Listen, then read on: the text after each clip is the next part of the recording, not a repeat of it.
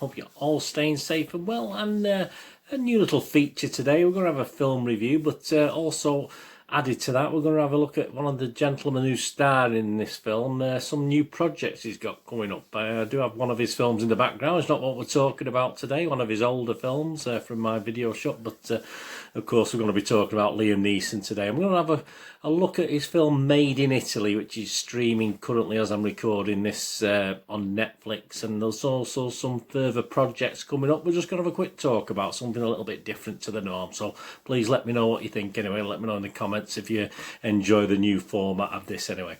Thanks for watching. Please, if you're new to the channel, push that subscribe button, push the bell notification so you know these little vlogs, information, vlogs, reviews, drama reviews, TV, film reviews, magazine vlogs, what's coming on at the cinema, what's out to buy, lots of different things. If you enjoy it, please push that notification button as well so you get to know when these little vlogs are coming out.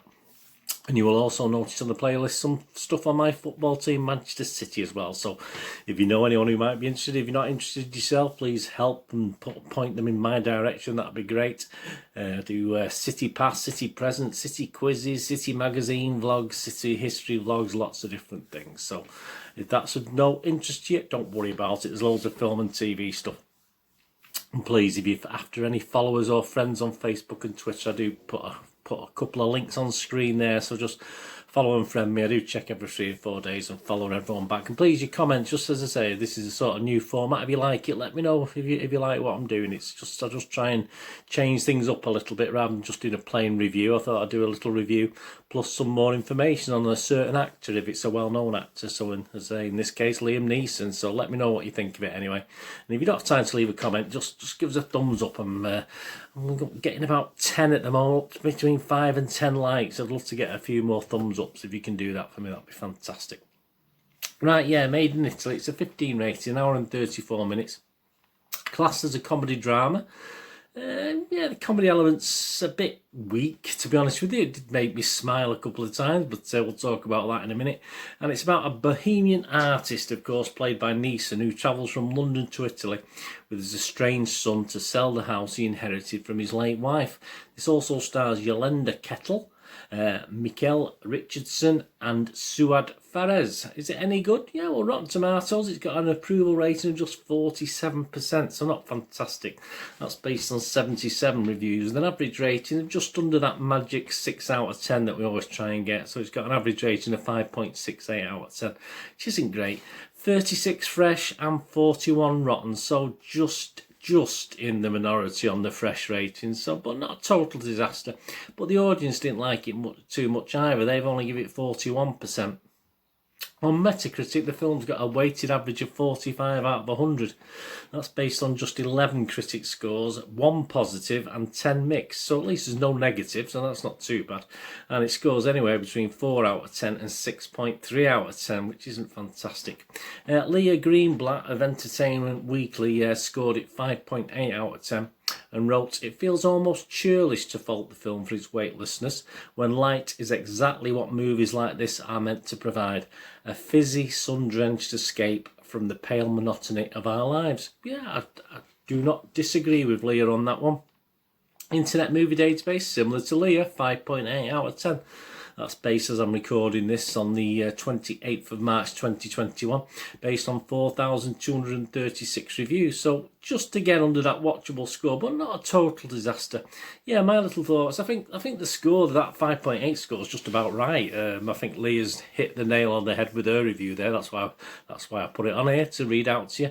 And I think the Internet Movie Database rating is just right as well. I mean, it's a nice, pleasant, by the numbers tale of well, family problems with the added complication of new and old relationships coming into it. So we've seen it all before, but it is nice.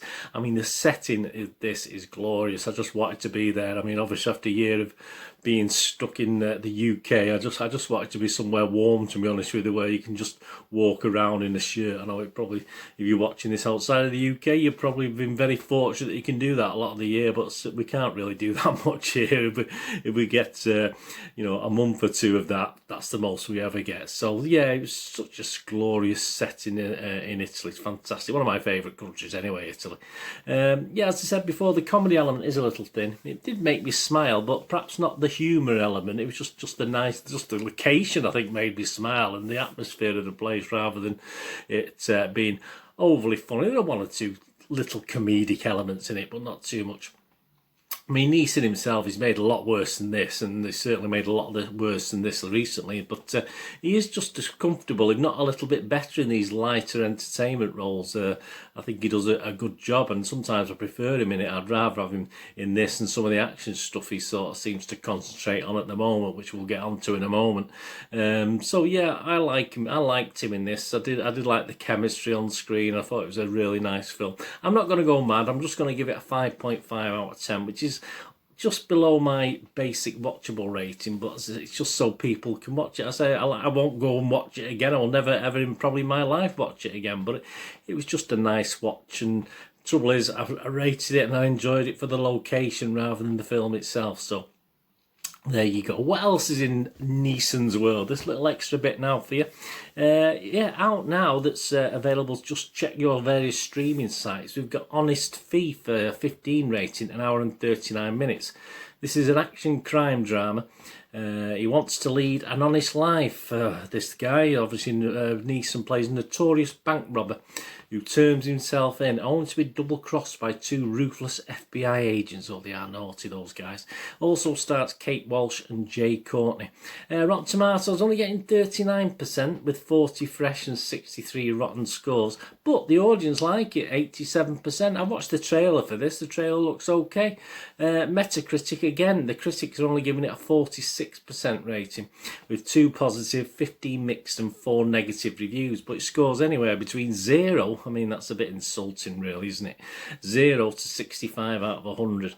An Internet Movie Database, the Joe Public, you and me, they're giving it 6 out of 10, which is the watchable, and again, as I said, the trailers look okay to me, so I will be trying to watch that, but that's out, and have you check around on your various streaming sites. That's Honest Thief, a 15 rating. Also out now, we've got a film called The Marksman. This is a PG-13, an hour and 48 minutes action thriller. Liam Neeson plays a rancher on the Arizona border. Again, I've watched the trailer, looks okay. Becomes the unlikely defender of a young Mexican boy desperately fleeing the cartel assassins who pursued him into the US. So basic Neeson stuff, isn't it? Let's be honest about it, but there's nothing wrong in that.